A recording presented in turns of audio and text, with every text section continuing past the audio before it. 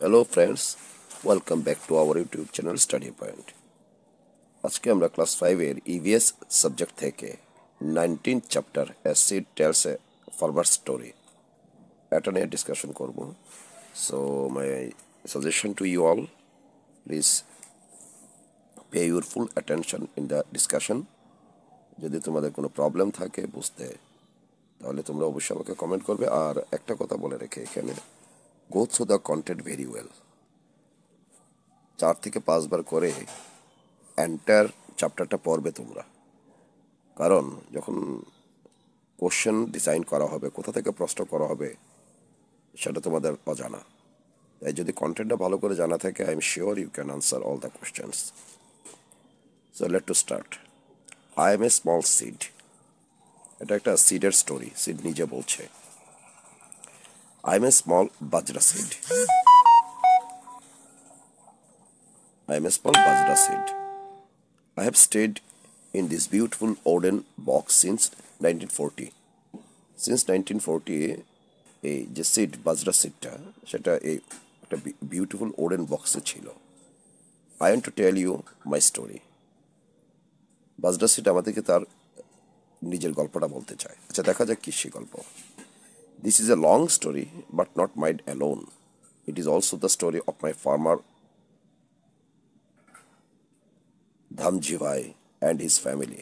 এই যে স্টোরিটা বাজরা সিডটা বলতে চলেছে, সেটা শুধুমাত্র এই বাজরা সিডের একা স্টোরি নয়, এটা ধামজি ভাই এবং তার ফ্যামিলিরও স্টোরি বটে। If I don't tell my story now, it might be too late. হ্যাঁ, গল্পটা এখনই বলতে হবে, otherwise it may be too late.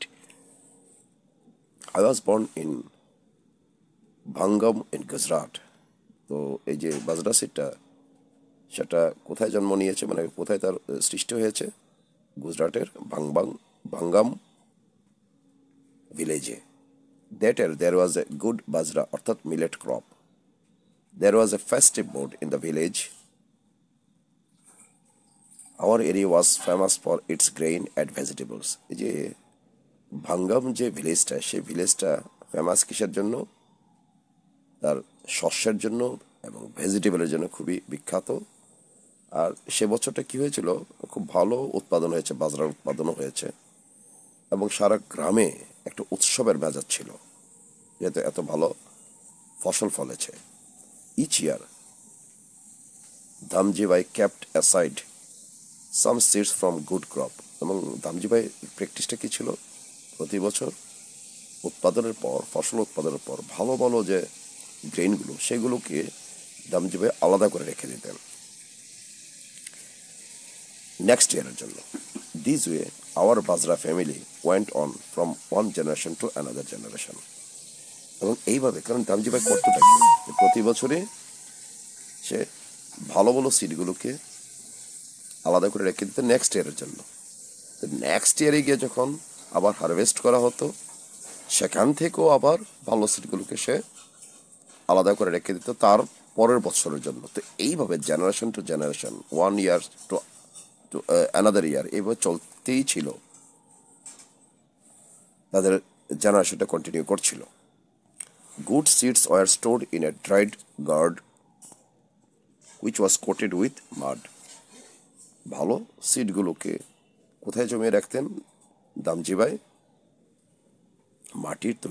মাটির প্রলেপ দেওয়া একটা পাত্রে। But that year Damjibai himself made a strong wooden box to store us. এটা তো ছিল তার প্রথাগত যে প্রচলন, যে মাটির কোটেড পাত্রে এই সিটগুলোকে আলাদা করে রেখে দিতেন।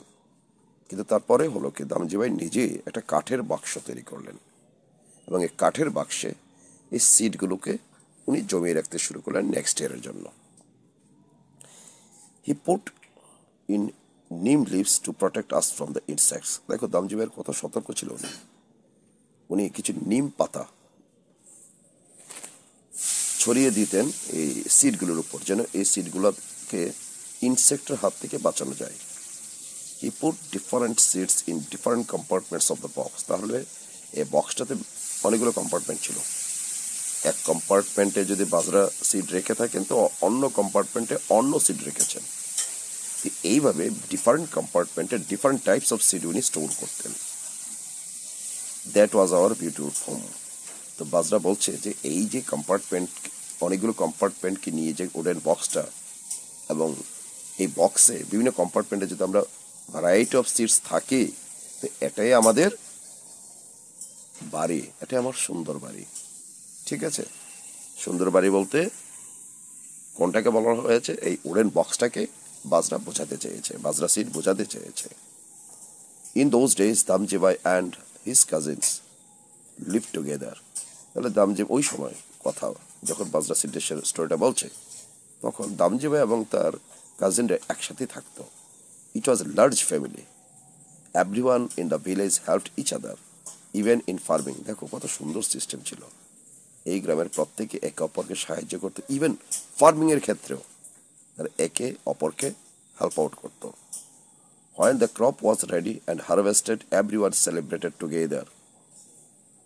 এত পরিশ্রমের পর যখন ক্রপগুলোকে হারভেস্ট করা হতো, এত পরিশ্রমের পর যেহেতু কাজটা করা হয়েছে, হারভেস্ট করা হয়েছে ক্রপগুলোকে, তখন প্রত্যেকে এটাকে একসাথে মিলে সেলিব্রেট করতো। ওই সময়টা তাদের একটা আনন্দের সময় ছিল এটা।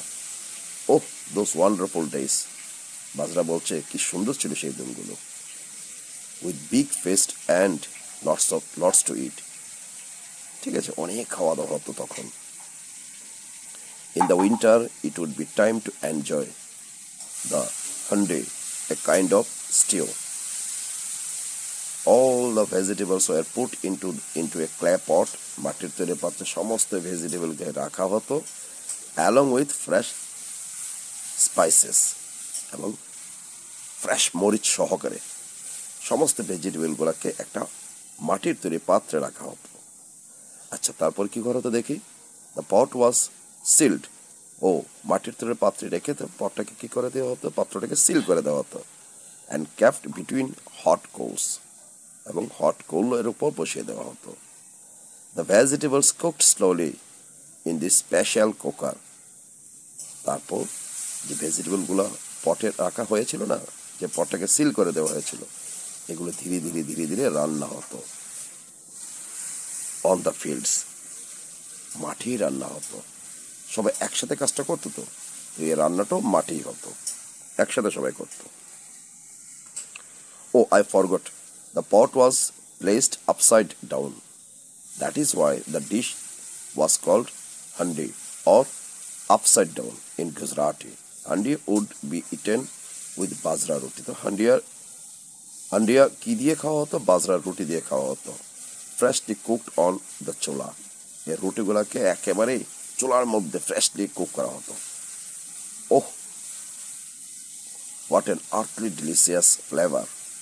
Along with that home made butter, curd and butter milk was served. তাহলে এবার এই যে রুটি তো তৈরি করা হলো একদম চুলাতে, ফ্রেশলি চুলাতে রুটিগুলাকে রান্না করা হলো। এর সাথে কি কি সার্ভ করা হতো? বাড়িতে তৈরি বাটার দেওয়া হতো, দই দেওয়া হতো, বাটার মিল্ক, এগুলো বাড়িতে যেগুলো তৈরি করা হতো একেবারে ফ্রেশ, এগুলো সার্ভ করা হতো। Farmers would grow many different kinds of crops, grains and vegetables according to the season. তো ফার্মাররা কি করতো? অ্যাকর্ডিং টু সিজন, বিভিন্ন সিজনের জন্য বিভিন্ন ধরনের গ্রেইনস অ্যান্ড ভেজিটেবলস তারা উৎপাদন করত। The farmers kept enough for their needs and sold the rest to the shopkeepers from city. এবার উৎপাদন তো হতো, প্রচুর উৎপাদন হতো, তার মধ্যে থেকে যা সারা বছরের জন্য যতগুলো তাদের প্রয়োজন অনুযায়ী উৎপাদন থেকে রেখে দিত। ভেজিটেবলস হোক, সিডস হোক, এগুলো আগে তারা নিজেদের প্রয়োজনের জন্য রাখত, এবং অতিরিক্তগুলো তারা শহর থেকে যে দোকানদাররা আসতো তাদের কাছে বিক্রি করে দিত। Some farmers also grew cotton. At home, family members spun cotton on a charka spinning wheel to make clothes. এবং কিছু কিছু ফার্মার কি করতো? কটন চাষ করত, এবং বাড়িতে স্পিনিং হুইল অর্থাৎ চরকা, তোমরা হয়তো দেখেছো, ইমেজ দেখেছো, এই স্পিনিং হুইলকে ব্যবহার করে কটনগুলোকে স্পান করত কেন? কাপড় তৈরির জন্য। এই ছিল একেবারে প্রথম ধাপে সিডের যে স্টোরি, বাজরা সিড যে স্টোরিগুলো আমাদেরকে বলছে। আমরা প্রথম ধাপের স্টোরিটা এইটুকু পর্যন্ত পড়ব আজকে। তারপর কিছু প্রশ্ন থাকবে এখানে, এগুলো নিয়ে আমরা পরবর্তী ভিডিওতে আলোচনা করব। তো আমার সাজেশন তোমাদের প্রতি, যতটুকু আজকে আমরা আলোচনা করলাম ততটুকু কন্টেন্ট তোমরা 4 থেকে 5 বার নিজেরা পড়ে নাও। যদি এটা করে নিতে পারো তাহলে আমি যদিও প্রশ্নগুলো আলোচনা করব তার পরবর্তী ভিডিওতে, কিন্তু আই এম শিওর তোমরা এই প্রশ্নগুলোর আনসার নিজের মতো করে লিখতে পারবে। যাই হোক, তোমাদের যদি কোনো সমস্যা থাকে অবশ্যই কমেন্ট করবে। নেক্সট ভিডিওতে আবার দেখা হবে প্রশ্নগুলোর উত্তর নিয়ে। ভালো থেকো, সুস্থ থেকো।